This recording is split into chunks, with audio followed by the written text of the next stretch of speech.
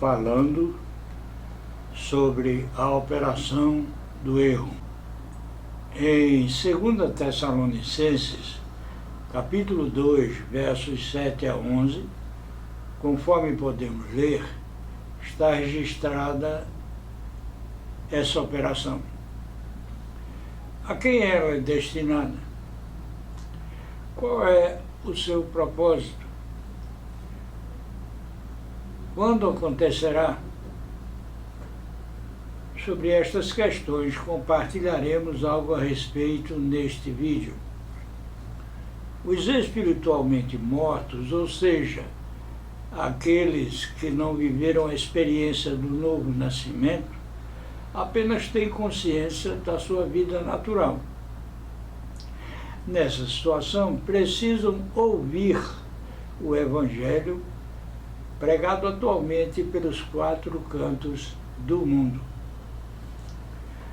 Aos que, em seus corações vazios, desconhecem em absoluto o temor de Deus e, por isso mesmo, tomam parte nos planos do iníquo por ele perpetrados a partir da queda do primeiro casal. Esses frontal e desdenhosamente se opõem a Deus, o único que detém o controle sobre tudo e sobre todos, e por isso mesmo o Supremo Criador de todas as coisas enviou essa operação. Aqueles que não passaram pela experiência de um novo nascimento, para eles foi o Supremo Criador de todas as coisas, lhes enviou essa operação para todos os que, usados como marionetes, colaboram com o Deus deste século.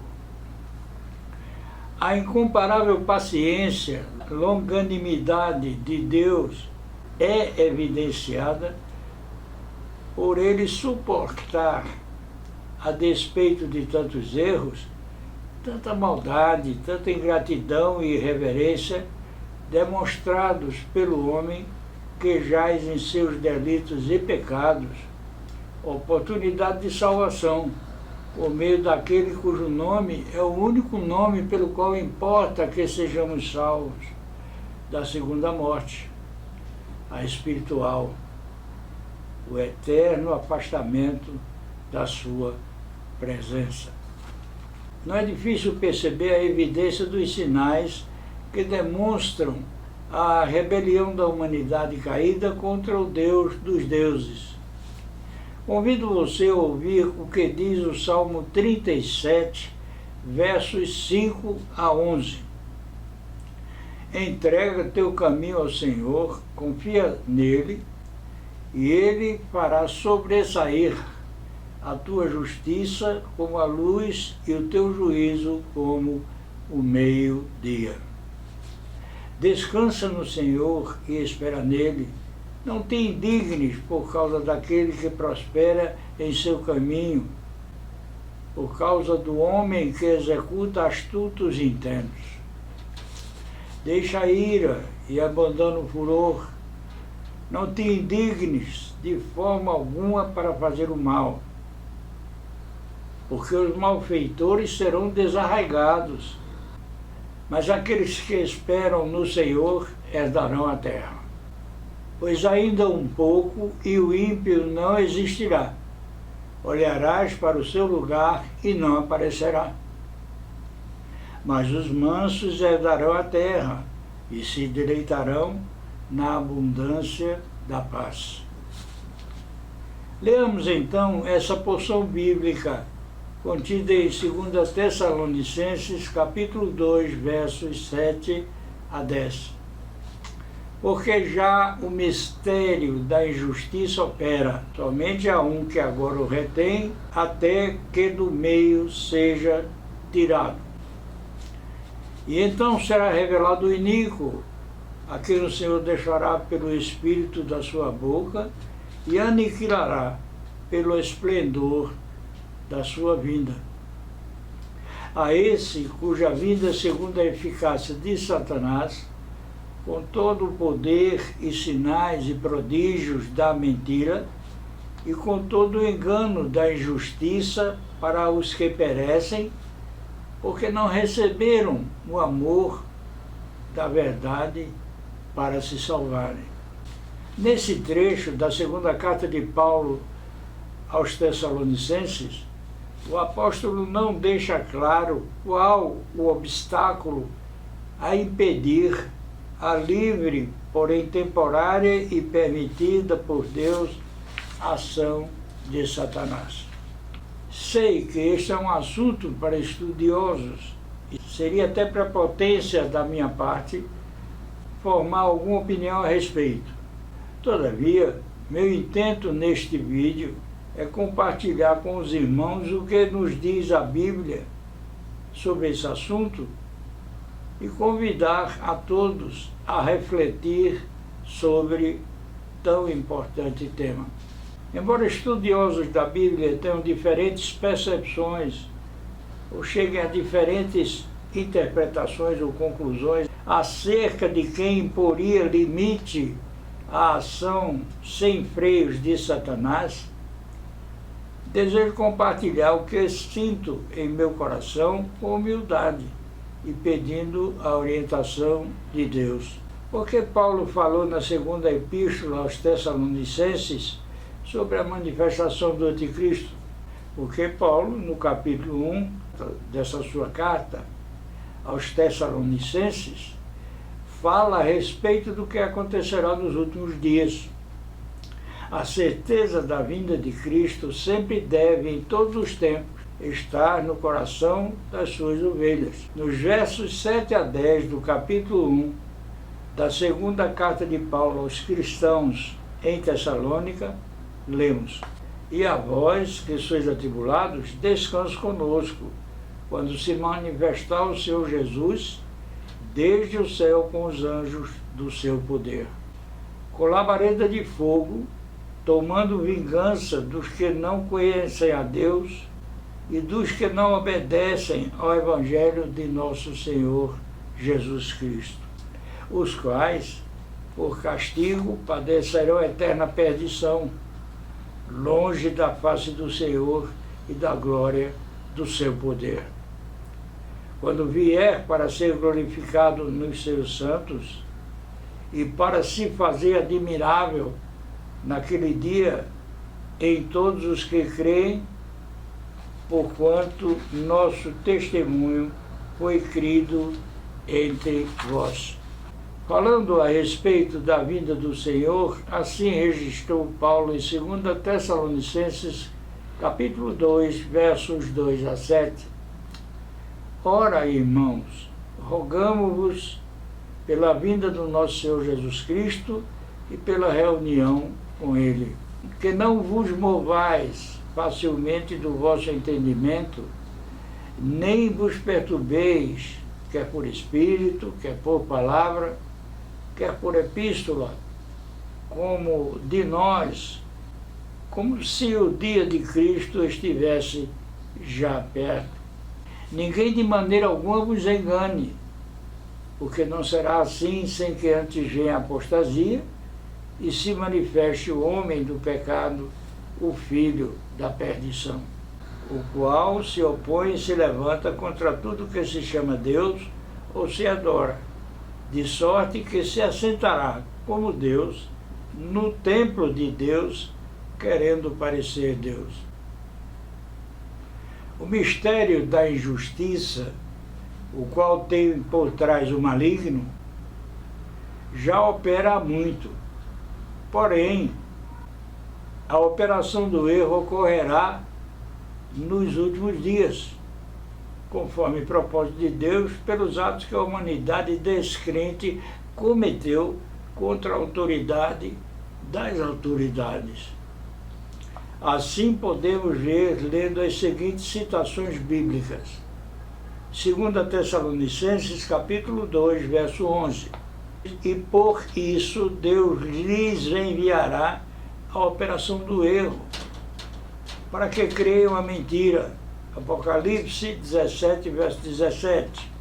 Porque Deus tem posto em seus corações que cumpram o seu intento e tenham a mesma ideia e que deem à besta o seu reino até que se cumpram as palavras de Deus. O mistério da injustiça relaciona-se ao plano de Deus para não só a humanidade, mas para toda a criação. Há muito esse mistério já opera, mas será exposto quando a ação exercida pelo Espírito Santo, restringindo a ação do iníquo, cessar em cumprimento à palavra de Deus. Então o seu Filho unigênito o destruirá com o sopro da sua boca, conforme Paulo registra em 2 Timóteo, capítulo 2, verso 8. Então será revelado o iníquo, a quem o Senhor deixará pelo Espírito da sua boca e o aniquilará pelo esplendor da sua vinda. A incomparável longanimidade de Deus se evidencia por ele suportar tudo que a humanidade tem praticado contra ele e, apesar disso, o nosso Criador oferece a essa humanidade a oportunidade de salvação pelos méritos do seu Filho unigênito, que se fez maldição por nós, quem pagou o que jamais poderíamos pagar, a pena estabelecida pela lei de Deus para o pecado. Porque a Bíblia registra em Gálatas capítulo 3, verso 13, Cristo nos resgatou da maldição da lei, fazendo-se maldição por nós, porque está escrito, maldito todo aquele que for pendurado no madeiro. Principalmente nos últimos dias, ao olharmos para este mundo, percebemos que é explícita a rebelião contra o Todo-Poderoso. O Salmo 2 mostra enfaticamente a atuação do espírito do maligno, não apenas nas pessoas que vivem segundo a carne, mas também nos cristãos. E quanto a esse fato, não estão excluídas as autoridades econômicas, políticas e religiosas. Tais quais marionetes em suas mãos, o iníquo usará todos esses contra os princípios da palavra de Deus. Não há parte dentre esses citados que pela operação do erro não esteja contaminada, pois o erro macula a sociedade como um todo, não estando isentos os diferentes poderes religioso, político, econômico, judiciário, legislativo e executivo. Ouçamos o que diz o Salmo 2. Porque se amotinam os gentios e os povos imaginam coisas vãs? Os reis da terra se levantam e os governos consultam juntamente contra o Senhor e contra o seu ungido, dizendo, rompamos as suas ataduras e sacudamos de nós as suas cordas. Aquele que habita nos céus se rirá, o Senhor zombará deles, então lhes fará na sua ira, e no seu furor os turbará. Eu, porém, ungi o meu rei sobre o meu santo monte de Sião. Proclamarei o decreto. O Senhor me disse, tu és meu filho, eu hoje te gerei. Pede-me e eu te darei os gentios por herança e os fins da terra por tua possessão. Tu os esmigalharás com uma vara de ferro, tu os despedaçarás como um vaso de oleiro. Agora, pois, ó reis, sede prudentes, deixai-vos instruir juízes da terra. Servi ao Senhor com temor e alegrai-vos com tremor. Beijai o filho, para que se não ire e pereçais no caminho, quando em breve se acender a sua ira. Bem-aventurados todos aqueles que nele confiam. Em Apocalipse, capítulo 20, versos 8 a 10, está escrito: e sairá a enganar as nações que estão sobre os 4 cantos da terra, Gog e Magog, cujo número é como a areia do mar, para as ajuntar em batalha. E subiram sobre a largura da terra e cercaram o arraial dos santos e a cidade amada. E de Deus desceu fogo do céu e os devorou. E o diabo que os enganava foi lançado no lago de fogo e enxofre, onde estão a besta e o falso profeta. E de dia e de noite serão atormentados para todo sempre. A operação do erro tem por objetivo impedir, como se possível fosse, o reinado daquele que se apresenta como eu sou, no coração dos homens, os quais, os que não recebem a mensagem do Evangelho, a palavra de Deus, os que se recusam a guardá-la em seu coração, eles passam a integrar o enorme exército sob o comando de Satanás contra o nosso Salvador, o Cordeiro de Deus. Ouçamos o que diz Paulo em 2 Tessalonicenses, capítulo 2, verso 11. E por isso Deus lhes enviará a operação do erro, para que creiam a mentira. E, mais uma vez, o que a Bíblia registra em Apocalipse 17, verso 17. Porque Deus tem posto em seus corações que cumpram o seu intento e tenham uma mesma ideia e que deem à besta o seu reino até que se cumpram as palavras de Deus. Consegue você perceber os sinais, olhando o mundo, que isso está para se consumar?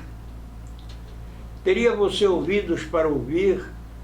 Sentem-se preparados, você e os seus. Minha oração é para que você tenha ouvidos para ouvir e possa guardar no seu coração os ensinamentos e as advertências de Deus, pois nos últimos dias muitos serão derrubados pela operação do erro, operação que Deus enviou, crerão na mentira em resposta à sua ingratidão e rebeldia. Ao meu Deus e Pai Javé, por Cristo Jesus, toda a honra e toda a glória, de eternidade em eternidade.